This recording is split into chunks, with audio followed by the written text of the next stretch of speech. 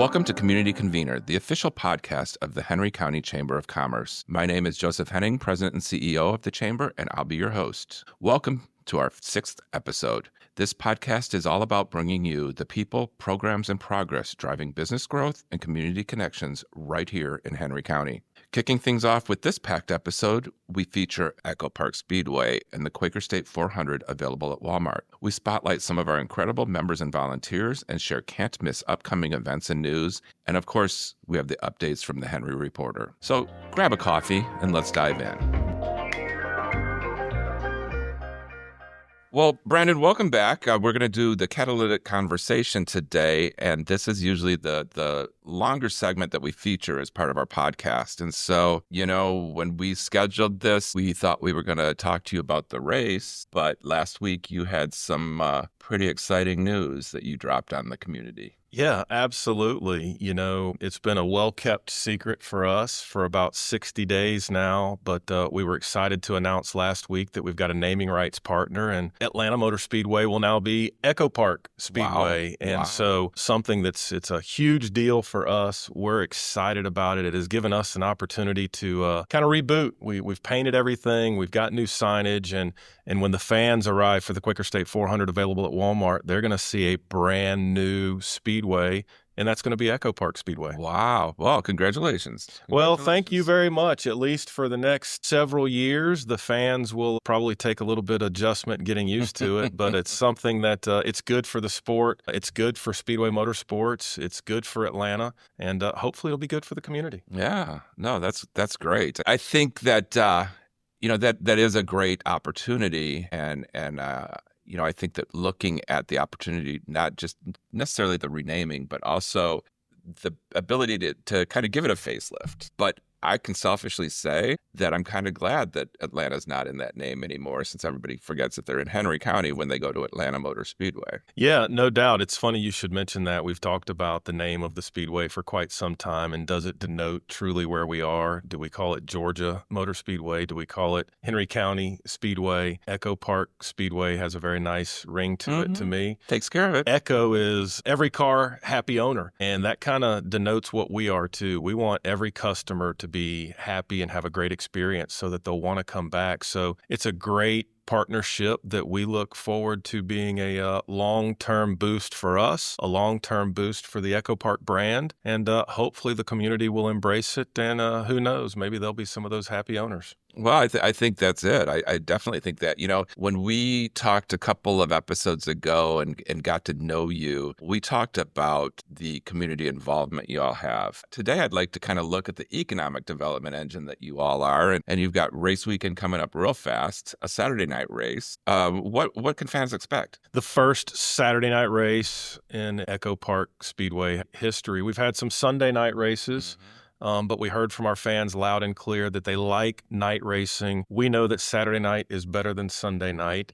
It's in the middle of summer, so kids are out of school. Families can come out to EchoPark Speedway and camp for the week. And, we look forward to hosting over 100,000 guests throughout the weekend. And we've been working on this event for over a year. So we know that they will be treated to a lot of entertainment. They'll hopefully have an exciting time. EchoPark Speedway is the most exciting racing on the NASCAR circuit. So fans can look for a good time. And I think too, was it last fall or last spring that you had that talked about finish? It was the spring race of 24. It's the closest three-wide finish in NASCAR Cup Series history, and it was the closest three-wide finish in NASCAR Cup Series history. EchoPark Speedway has been known for some of the closest finishes since its inception in 1960. When we increased the banking in 22, we now have super speedway style racing that creates just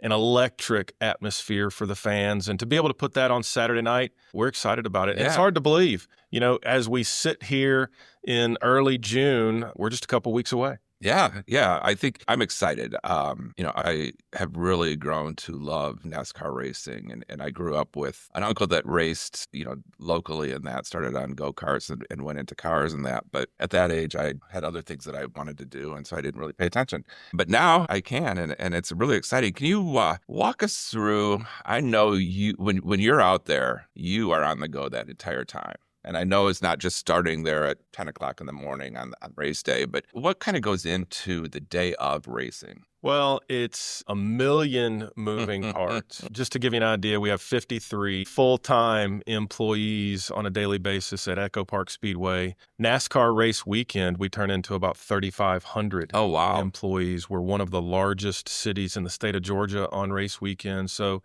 needless to say, there are a lot of moving parts, a lot of logistics. Thankfully, we have a great team that handles it with ease. It's kind of like baking a cake. You really don't want to see it halfway through. You want to see the finished product, and we hope that when fans arrive for the Quaker State 400 available at Walmart, they see that finished product that we've been working so hard on. People work hard for their money, and we want to make sure that if they choose to come, we give them as much bang for their buck as we possibly can, in hopes of not just them creating great memories one time, but them wanting to come back and create great memories again and again and again.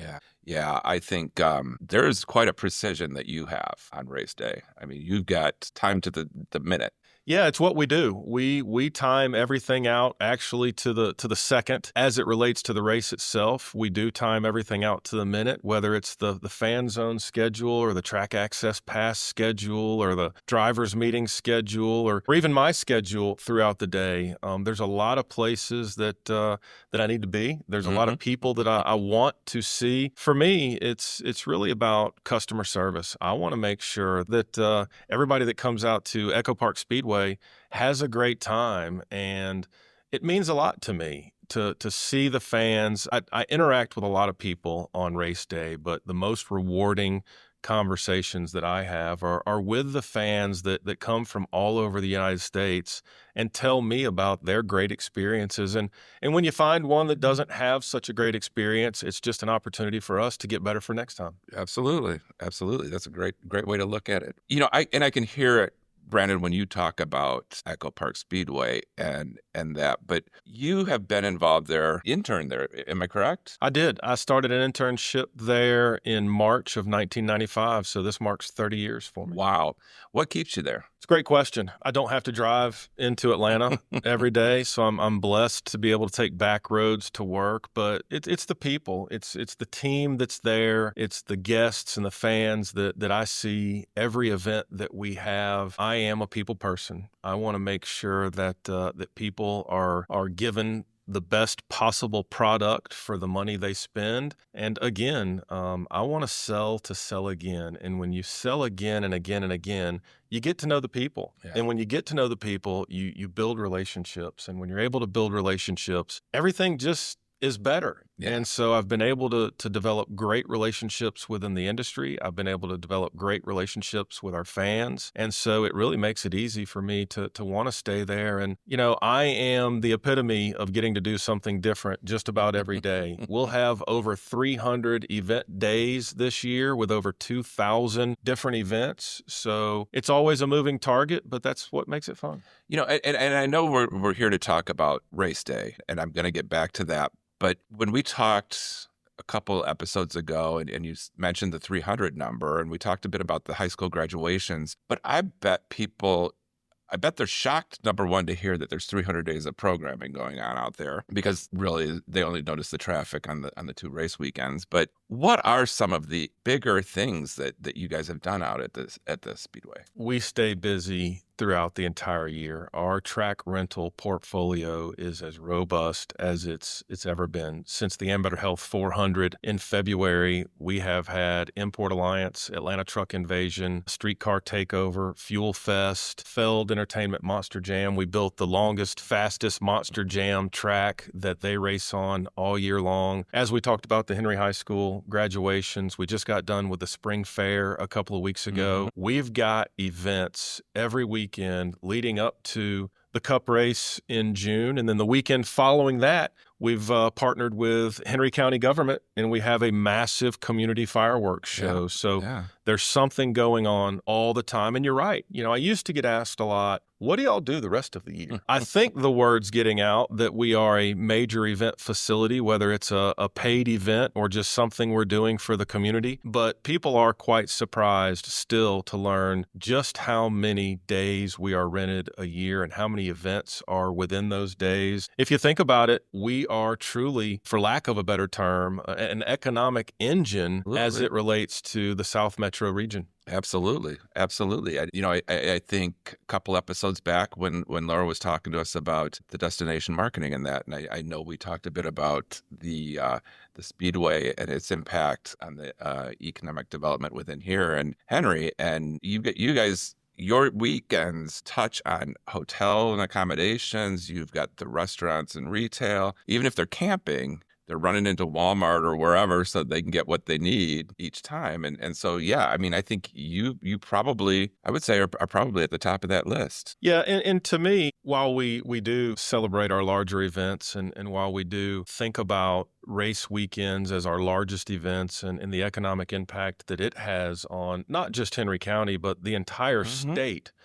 I like to think about what potential do we have the rest of the year when we're not having an event, which 65 days out of the year when we're not having an event, how impactful can we be through when we do have our events, we're drawing fans, right? And so those fans, as you said, are going to gas stations, hotels, the retail shops, the Walmart, the Costco, and wherever they might shop. If we as a county of businesses put our best foot forward, if everybody embraces the NASCAR races, you might just pull those families off the interstate when they're going to Florida. So it's a big opportunity for us as a county to make sure that we support those NASCAR race weekends, that we put it on our marquees to welcome race fans because it has an impact the rest of the year. Absolutely. And you have the great ability to make everyone feel welcome there. You're doing your job to get them to return, but the rest of the community, we all need to work with you because it's more than just your job.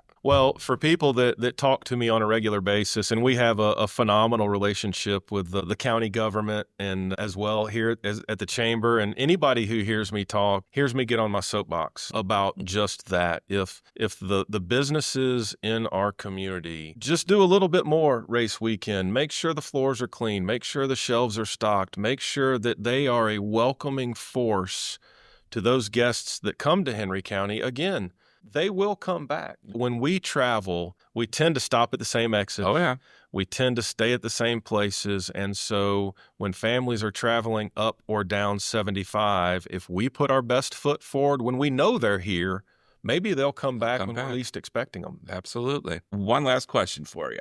Any tips you have for first-time attendees, whether they're out of the area or they're people from Henry County that are listening to us today and decide that they're going to show up for that race on Saturday night? What are some tips you have for the first-time attendees? Well, first and foremost, EchoPark Speedway is going to present the most exciting racing on the NASCAR circuit. But fans that haven't been to a NASCAR race before need to understand that they're big. Again, we turn into one of the largest cities in the state of Georgia. I would highly recommend that you download the mobile app. You check our website. If you download the mobile app, you're going to get know before you go messaging, which is going to outline, can I bring a cooler? Yes, you can. Can I bring in glass bottles? No, you can't. If you're camping, can I have open fires as long as they're contained? If we were to have driver autograph sessions that just happen to pop up through the weekend, you're going to get those notifications too. So I'm just like everybody else. I don't want a million text messages throughout the day. Sometimes you get signed on to a group and you can't get off of it quick enough. But if you're a first-time fan, the mobile app is going to be your best friend.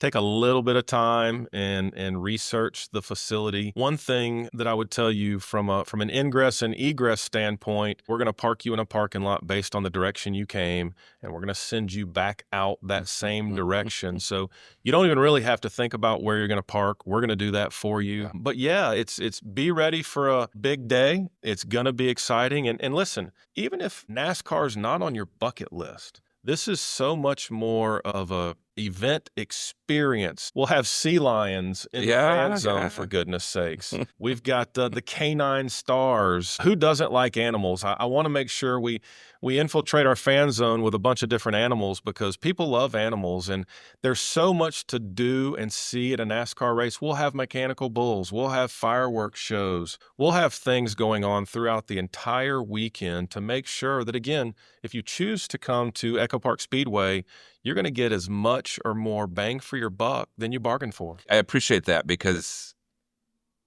it's not. It is race weekend. We talked a lot about Saturday night race, but it is so much more from families or anybody. You've got the activities there. You got the fan zone. You're bringing the sea lions back. That's good. What time Saturday do the gates open and the day start? It's a great question. The fan zone opens on Friday and Saturday at noon. Gates open at 3 o'clock. And on Friday night, the race is at 7 o'clock. On Saturday night, the race is at 7:30.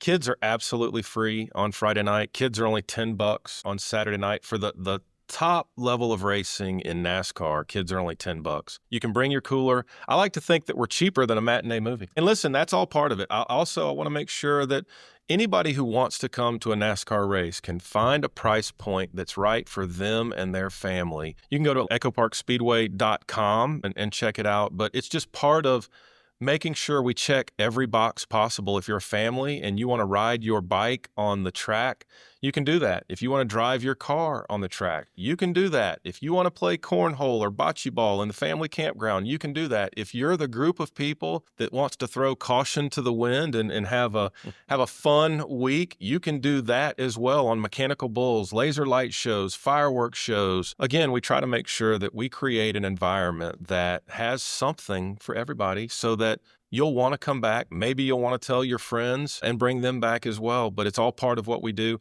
We've been working for a year since the checkered flag fell last year for the Quaker State 400 available at Walmart. We've been getting ready. So hopefully a lot of the listeners and viewers will want to come join us because it's going to be a big time at EchoPark Speedway here in just a few weeks. I appreciate that. I challenge them. You had said even if it's not on your bucket list, I enjoy it. I think everybody should put that on their bucket list just once, at least once, go out and see what happens out there. It's a unique experience. I think everybody should listen to Joe Henning. All right. I appreciate it. Thank you for your time.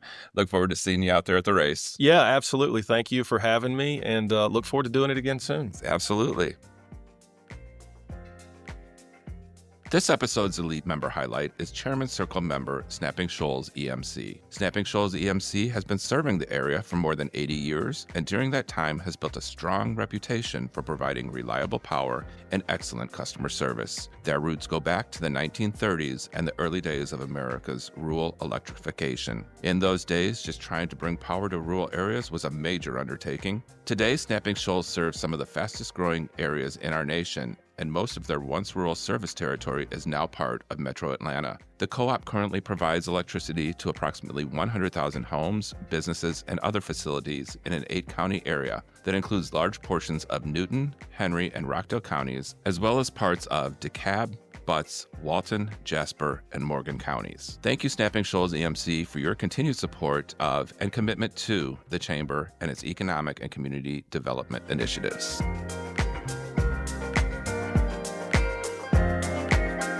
Well, this episode's Voices of the Chamber features Barbara Ingram, our Director of Communications. So welcome, Barbara. Thank you, Joe. Absolutely. Thank you for coming. Congratulations on your work anniversary. 7 years ago, I believe. Yeah. But it definitely was May 29th. Yep, mine was May 28th, the year after that. So yeah, you've got so we've been able to ride this carnival ride as Morale calls it. So good. Congratulations on that. Much. Absolutely, a lot has changed with the chamber and with your responsibilities over time, hasn't it? Yes. Yeah. You know they've grown. Oh yes, of course. yes. With the chamber, responsibilities grow. You wear many hats. Yes, ma'am. And so that's always been the case. But with some of the changes in the chamber, we've got more people, we've got more activity. Definitely more programs and events. More programs and events. Tell me, you've got two of our favorites. Let's start with the women's leadership and their programming. Talk a little bit about that and the value that brings to our members. Absolutely.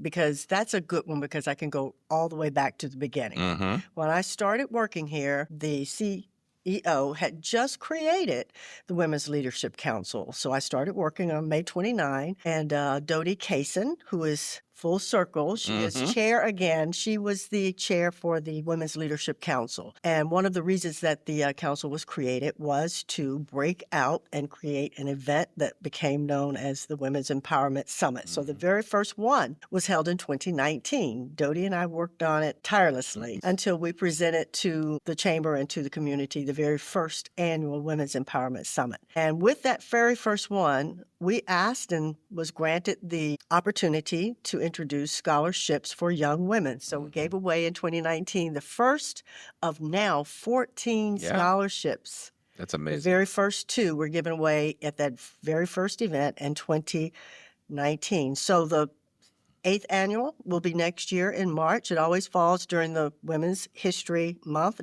And, it was necessary to bring focus to women and women's needs and women's empowerment back in 2019 when it was created, and it continues to be necessary today. Absolutely. Tell me, you mentioned the scholarship and that 2019 was the first of the series. And we had some excitement this year with the Women's Summit. Tell us about that.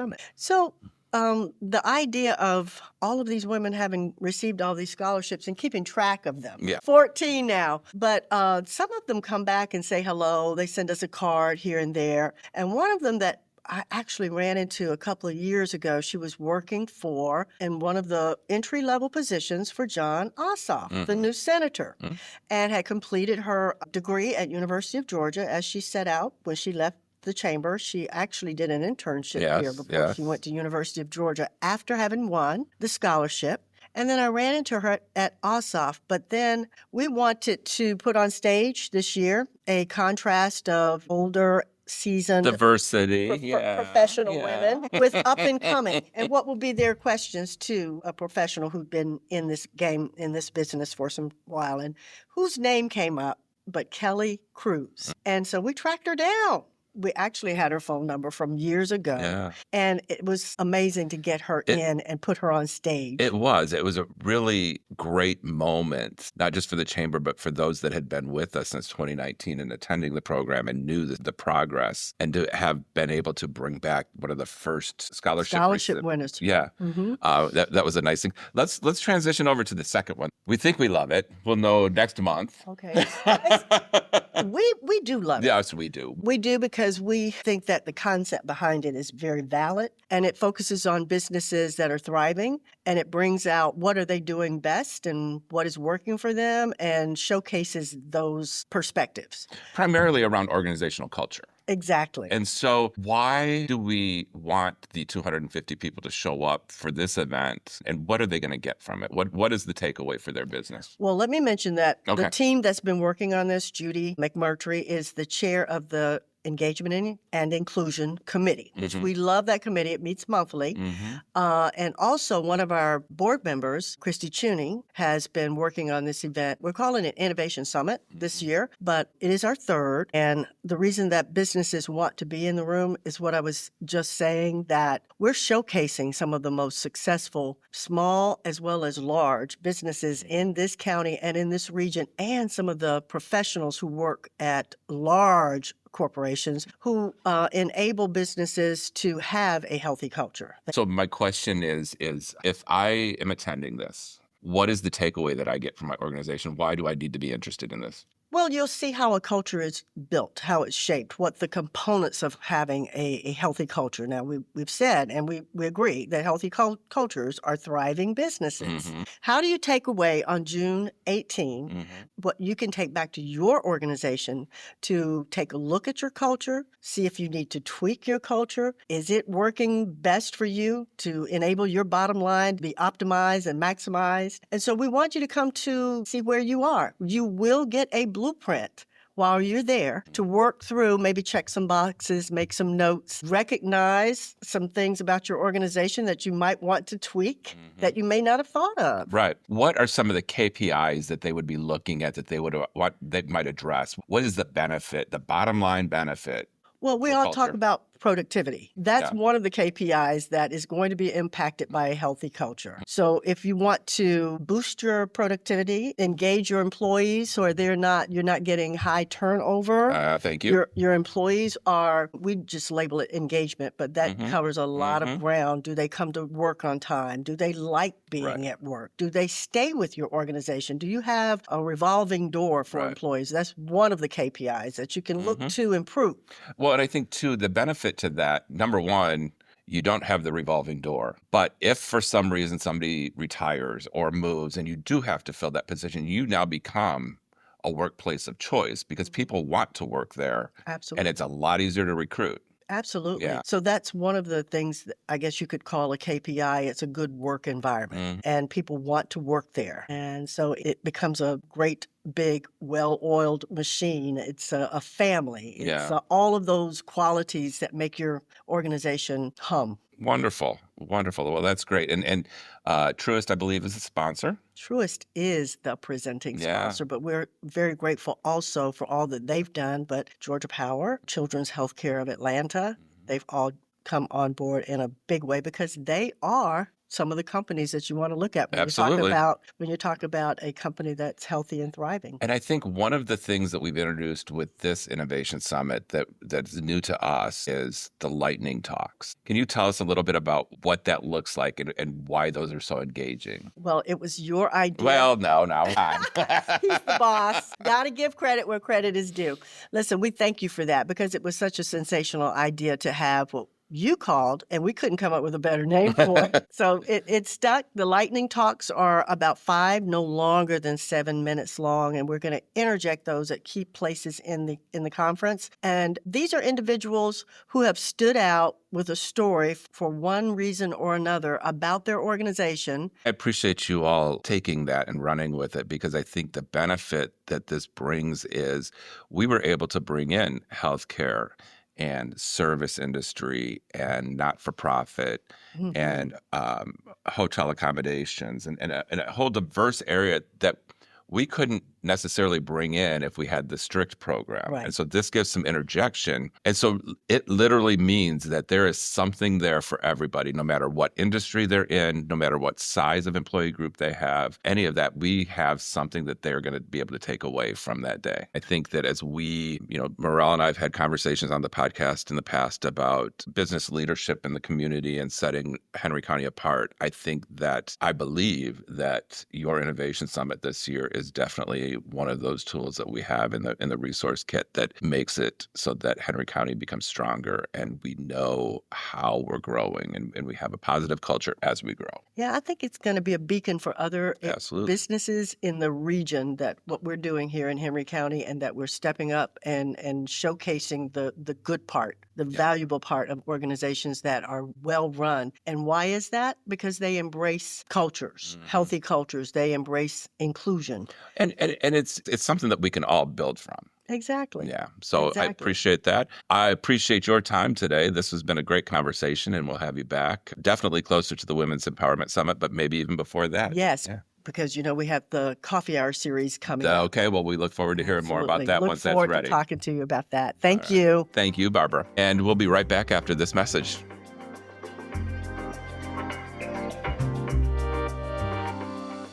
Hey guys, Morel McCreary here with Ramtech PC Solutions. We provide IT solutions for businesses that need our services. We focus on IT help desk. We focus also on cybersecurity and IT compliance. If you guys ever need assistance or ever have a wonder of if I'm doing my IT right, is my IT guy doing what he's supposed to do, give us a call. Let us help you with that.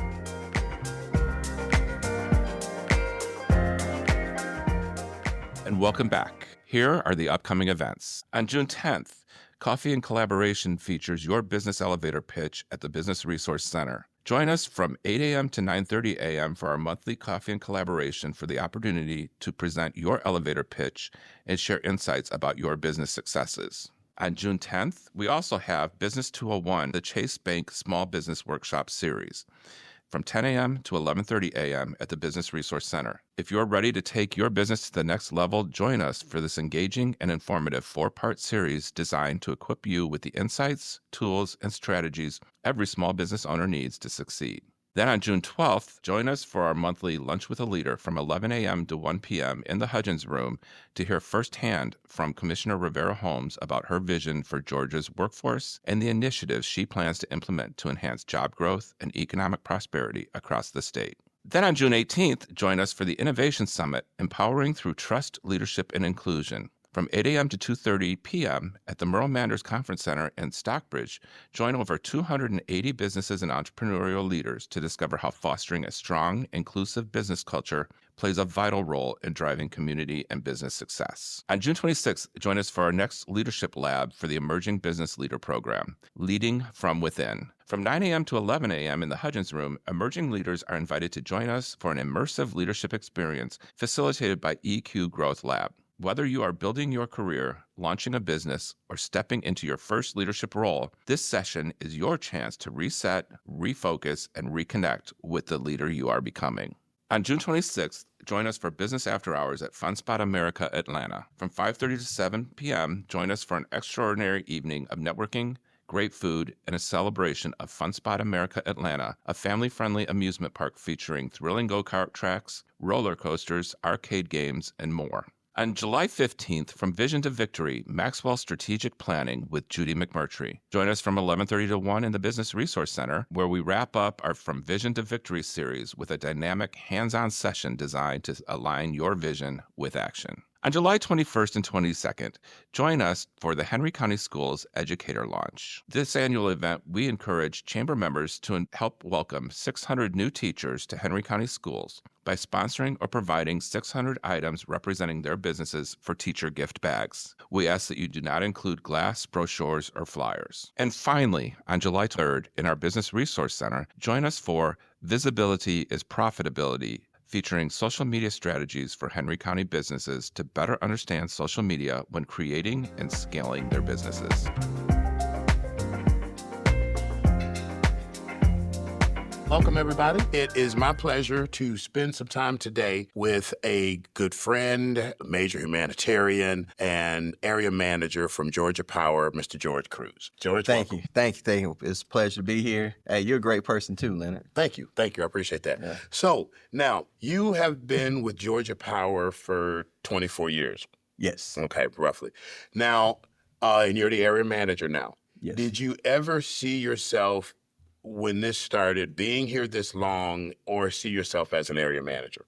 You know, when I first entered the company, I didn't have that foresight, but I knew this wasn't a job, it was a career. Okay. We talk about opportunities at Georgia Power to students at career fairs, people in the community. We're not talking about jobs, talking about careers. So it was probably after year one, I determined that this is where I'm going to stay and this is going to be a career. Now, the area manager job, I've held several supporting roles such as customer service representative, team lead, and supervisor. So it kind of gave me some insights to policies, procedures, and being able to talk about things to our customers in a more layman terms. So, being an area manager, it was kind of on my radar, but I had all the prerequisites. So, as I'm out in the public interfacing with people, I try my best to make sure I relay some of that information to them in a way that they can digest. Okay. Because that's the most important thing to help them. And along those lines, so we know we hear area manager for Henry and Butts County. So if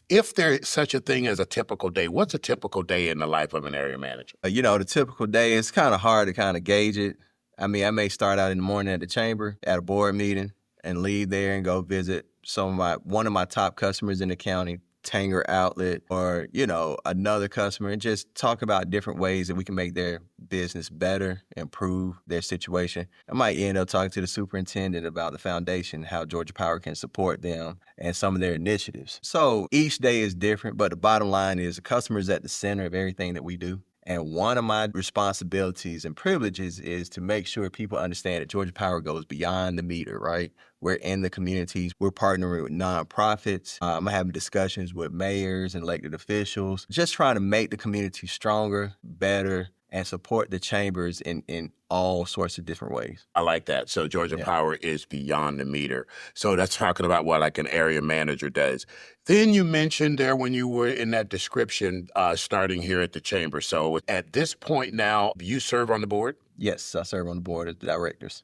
Okay. And what do you do on the board of directors? I'm the treasurer right Okay. now. And looking at all the financials, understanding all the things where our money is going and, what are some of the impacts in the community. So just being a steward of the money and what we're doing in the community. And we're here, right? The biggest reason is last year you're the ambassador of the year. And you're my most recent ambassador of the month again. What does it mean to you as far as what happens here at the Chamber? And in the grand scheme of things, I'm here to support the Chamber and the other businesses that enter the Chamber and just kind of be there as a support mechanism, mentoring mechanism, whatever those members may need or the Chamber may need. Once again, Georgia Power is out there in the community. I mean, this podcast is so important to help business leaders get their messaging out in various ways. So we know social media and digital media is so big, but now this Chamber has a construct, a centralized location for that business owner to come in and promote their business in a whole variety of ways. I'm just proud to be part of it and how Georgia Power, the brand, is standing behind that. But we want to make sure that we grow businesses. We're interested in economic development and workforce development. Some of the prerequisites of that include self-confidence, giving people the tools and the playbook so that they can be successful. Here at the Chamber, we do a great job in giving that blueprint to those business leaders, those entrepreneurs, so that they can extend their brand. So I'm excited to be part of the journey. What is a Chamber moment that stands out for you? I think besides being the ambassador of the year, I about fell out my seat when I got announced that I was that person. But besides that moment, maybe being named the treasurer, and people in the room having confidence in me and seeing something in me that, I've been preparing for, and just being there to support. This is an active Chamber. I think we're 852 members strong and growing. 862. But I mean, who's counting? Who's counting? And I'm sitting here next to the guy who's leading that effort. But you also support me in my effort. So those are some moments that's priceless to me. And like I said before, Georgia Power goes beyond the meter. We're here to serve our communities as much as we can. Now, you were talking about going beyond the meter. We're talking about supporting. We're talking about Georgia Power. We've got our Chamber Innovation Summit coming up. Yes. And Georgia Power is a big sponsor as far as that's concerned. Yes. Tell me more about that. Man, this summit is going to be, it's trailblazing, first of all, right? So we have so many people from the community coming to be a part of this. They're going to gain different perspectives. They're going to gain a blueprint, an understanding of how to run their business more effective, and the value of diversity, equity, inclusion. So this innovation summit is going to pique interest. It's going to revitalize persons from grassroots entrepreneurs all the way to industry leaders. There's some very dynamic people that's going to serve on the panels. And, we're one of the sponsors, Truist is the other. And we are looking forward to people in the community just coming out, hearing these messages, getting these best practices, and walking away with some action plans, some things that's tangible that they can implement into their business and become more effective. You don't want to miss this summit. No. This summit is going to be awesome. Fantastic. I mean, we have Raj Anand, who's an advisor to the Southern States Board, former president. He's going to be the keynote speaker. Interesting. And, he's done such a great job in changing that culture. And we talk about culture. We all know that culture eats strategy all day, every day. Every day. And the people that's going to be in this room, they're part of our culture. So, speaking of our culture, what advice would you give a new member coming into the Chamber? My advice would be to be excited about being part of this Chamber. This Chamber is very dynamic. This Chamber, I've seen it change people's business practices to better, from good to better to great. Interesting. There are a lot of great success stories, and people are willing to share information. People are really willing to support. And, there's a lot of different events that are networking, but there's also impactful, meaningful work that's being done behind the scenes to make you be successful. Our whole goal is for you to be successful.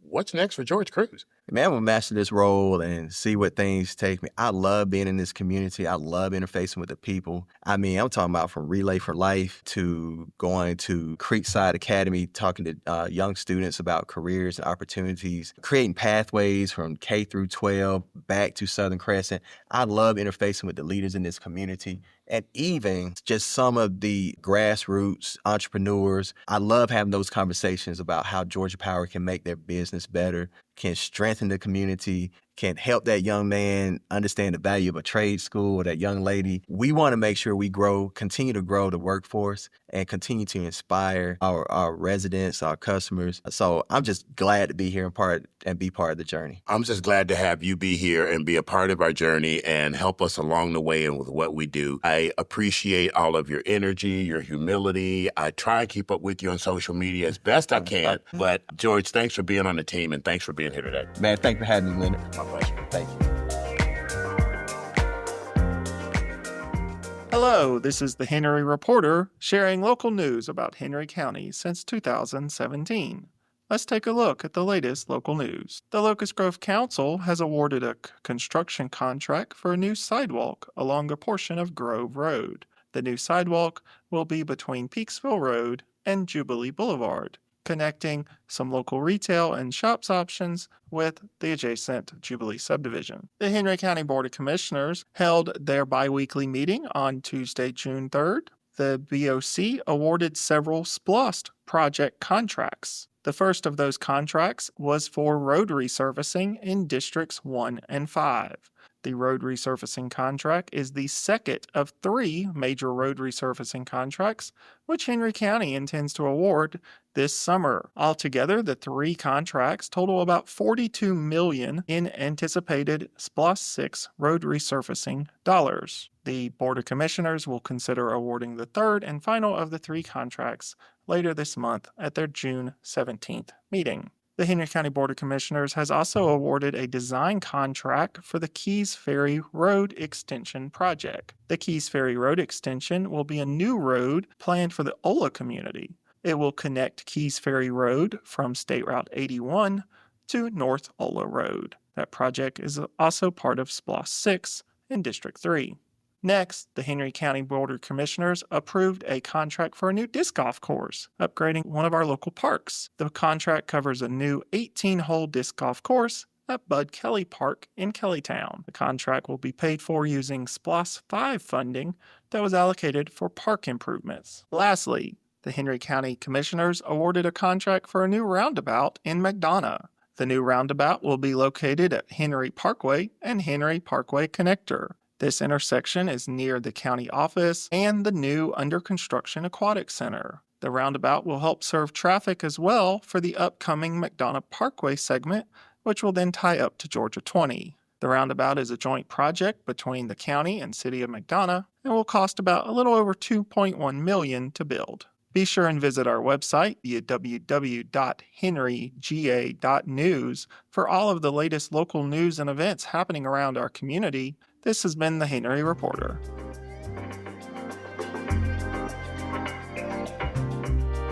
And now the Member Minute, where we share news and updates with our members. Henry County Water Authority received the 2025 Georgia Public Risk Management Entity Achievement Award. This award recognizes the authority's effort to advocate for safe boating and water safety. Henry County Schools, Division of Learning and Performance, Office of Language Arts would like to extend the invitation to community members to join them in creating a dynamic new Georgia K-12 ELA standards. Taking place at Dutchtown High School June the 10th through Thursday, June 12th, 2025, this year's theme is Henry Reads, Elevating Readers, Accelerating Results. This conference-style summit is designed to provide literacy leaders with opportunities to learn strategies for strengthening instructional coaching practices. Congratulations to Henry County State Court Judge Chandra Lewis for being appointed to Flint Judicial Circuit Superior Court Judge by Governor Kemp last Monday. And finally, the Chamber is welcoming multiple members next week through a series of ribbon cuttings. GEL Health Wellness on June 10th at 10 a.m., Aspiring Minds on June 11th at 11 a.m., and the triple ribbon cutting for Gracefully Chosen Home Health Care, Gracefully Chosen Foundation, and the Angel's Hands Home Care on June 13th at 2 p.m.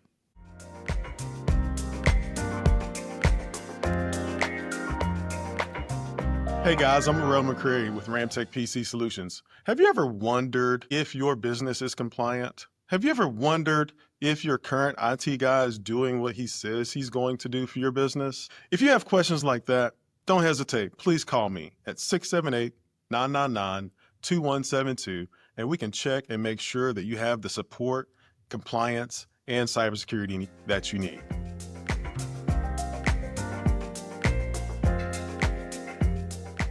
If you are interested in discussing membership benefits or sponsorship opportunities, please connect with our team at 770-957-5786 or at henrycounty.com. And please join us next week for more member and community news and to learn more about the Emerging Business Leaders Program. So until next time, stay connected, stay inspired, and keep growing with us at the Henry County Chamber.